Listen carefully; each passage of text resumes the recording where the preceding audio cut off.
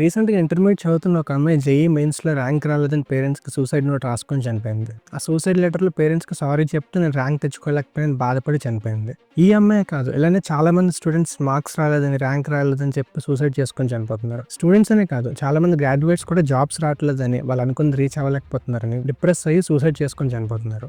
ఈ కేసెస్‌ని సూసైడ్ అని చెప్పి అంటాం గానీ, డీటెయిల్డ్‌గా ఆలోచించి చూస్తే మనందరం కలిసి సొసైటీలో చేస్తున్న మర్డర్స్ లాంటివి. ఇప్పటివరకు మనకు తెలుసో తెలియకో ఇటువంటి చాలా సూసైడ్స్‌కి ఇండైరెక్ట్‌గా మనం కారణం అవుతున్నాం. ఈ వీడియోలో అట్లీస్ట్ మన థాట్ ప్రాసెస్ మరి ఫ్యూచర్‌లో ఎటువంటి ఇన్సిడెంట్స్ జరగకుండా ఉండాలని మా video main intention. So video end వరకు స్కిప్ చేయకుండా చూడండి. ఒక్కసారి మన లైఫ్‌లో పీస్‌ఫుల్‌గా, హ్యాపీగా, స్ట్రెస్ లేకుండా గడిపిన రోజుల గురించి తలుచుకోమంటే చాలా మంది వేళల్లో లెక్క పెట్టుకుంటారు. ఇంకొంతమందికి అయితే ఇటువంటి మూమెంట్స్ కూడా లేవు. ఎందుకంటే వేరియస్ రీజన్స్ వల్ల మన లైఫ్‌ని చాలా మిజరబుల్‌గా లీడ్ చేస్తున్నాం. ఒక్కసారి మన చిన్నప్పటి రోజులను గుర్తు చేసుకోండి. ఫ్రెండ్స్‌తో, ఫ్యామిలీ మెంబర్స్‌తో, కజిన్స్‌తో వాళ్ళందరితో కలిసి ఉన్నామంటే ఒక పండగలాగా ఫీల్ అయ్యేవాళ్ళం. అదే ఇప్పుడు వాళ్ళందరూ మన పక్కన ఉన్నా కూడా ఆ రోజుల్లో ఉన్నంత ఫ్రీగా, హ్యాపీగా ఈ రోజు ఉండలేకపోతున్నాం. ఇలా అందరూ హ్యాపీనెస్‌కి దూరం అవ్వడానికి ప్రధాన కారణం కంపారిజన్. మన లైఫ్‌లో హ్యాపీగా ఉన్నామంటే కంపారిజన్ లేని రోజులు. సో ఆ రోజుల్లో ఎటువంటి కంపారిజన్స్ లేకపోవడం వల్ల అందరితో హ్యాపీగా, ఫ్రీగా మూవ్ ఆన్ అయ్యేవాళ్ళం. ఈ రోజుల్లో కంపారిజన్ బాగా పెరిగిపోవడం వల్ల అందరిలో ఈగో అండ్ జెలస్ ఈ రెండు ఫీలింగ్స్ చాలా ఎక్కువ అవుతున్నాయి. వీటి వల్ల మనలో స్ట్రెస్ అండ్ యాంగ్జైటీ క్రియేట్ అయ్యి రిలేషన్స్‌తో పాటు మన లైఫ్‌ని కూడా చాలా కోల్పోతున్నాం. మన ఏజ్‌తో పాటు ఇటువంటి నెగిటివ్ ఫీలింగ్స్ రోజు రోజుకి మనలో పెరిగిపోతున్నాయి.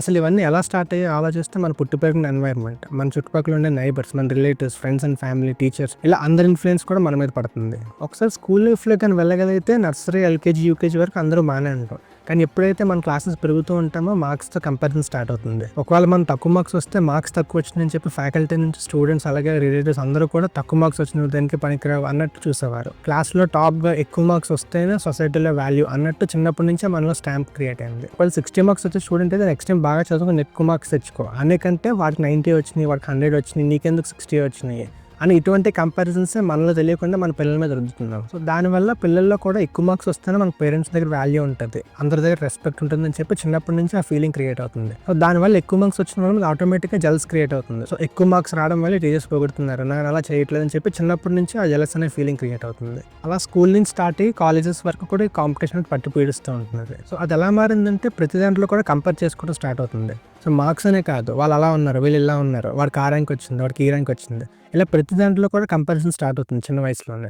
సో ఎడ్యుకేషన్ పూర్తి అయ్యేటానికి కంపారిజన్ వల్ల ఈగో, జెలస్ ఇవన్నీ ఎక్కువైపోయి మన లైఫ్స్ అంటే దరిద్రంగా తయారవుతున్నాయి. సో ఏదో బాధపడి ఎడ్యుకేషన్ కంప్లీట్ చేసుకొని ఒక జాబ్ తెచ్చుకుంటాం 30,000 40,000, మనకి జాబ్ వచ్చింది అనే ఆనందం కంటే వేరేవాడు మనకంటే ఎక్కువ సంపాదిస్తున్నాడు అనే జెలస్ ఫీలింగ్ మనలో హ్యాపీనెస్ని దూరం చేస్తుంది. అలా ప్రతి దాంట్లో ఇన్కమ్ లెవెల్స్ ప్రకారంగా కానీ సొసైటీలో వాల్యూ ప్రకారంగా కానీ కంపారిజన్స్ చాలా బాగా ఎక్కువ అవుతున్నాయి. సో కొన్ని ఇయర్స్ తర్వాత వాళ్ళు కార్ కొనుక్కున్నారు, హౌస్ కొనుక్కున్నారు, మనం కూడా కొనుక్కోవాలి అనే ఫీలింగ్తో వాళ్ళకంటే బెటర్గా ఉండాలని చెప్పి అందరిలో కూడా ఈ ఫీలింగ్ ఇంకా ఎక్కువైపోతూ వస్తుంది. సో ఇలా మన లైఫ్లో ఏదో ఒక పాయింట్ ఆఫ్ టైంలో పక్క వాళ్ళతో కంపేర్ చేసుకుంటూ మన హ్యాపీనెస్ మనమే దూరం చేసుకుంటున్నాం. సో మన ఇన్కమ్ వేలల్లో ఉంటే లక్షల్లో సంపాదించిన వాడితో కాంపిటీషన్, లక్షల్లో ఉంటే కోట్లలో సంపాదించిన వాడికి, వాడేమో బిలియనర్ అవ్వాలని చెప్పి పెద్ద పెద్ద వాళ్ళతో కంపారిజన్.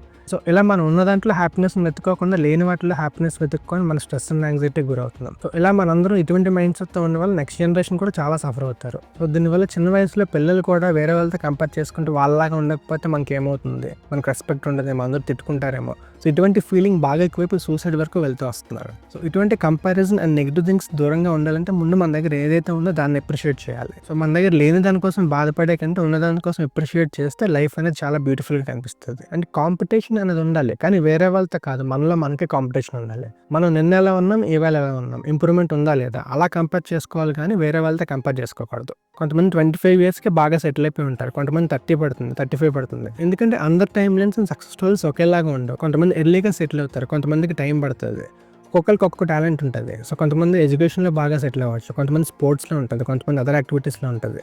సో అలా ఒక్కొక్కరి డ్రీమ్స్, ఒక్కొక్కరి ప్యాషన్ ఒక్కొక్కలాగా ఉంటుంది, అందరికీ ఒకలాగా ఉండదు కదా. సో మన చాప్టర్ 1 వేరే వాళ్ళ చాప్టర్ 10తో ఎందుకు కంపేర్ చేయాలి? ప్రతి ఒక్కరి డెస్టినీ వాళ్ళకి ఉంటుంది కదా. సో ఐఐటీలో ర్యాంక్ రాకపోతే ప్రపంచంలో కాలేజెస్ లేవా, ఇంక మనం ఎక్కడ చదువుకోలేమా? మనం ప్రాపర్గా యూటిలైజ్ చేస్తే కాలేజ్తో సంబంధం లేదు, మనం ఎక్కడి నుంచి వచ్చినా సంబంధం లేదు, మనం చేసిన యాక్టివిటీస్ మాత్రమే మనం ముందుకు తీసుకెళ్తాయి.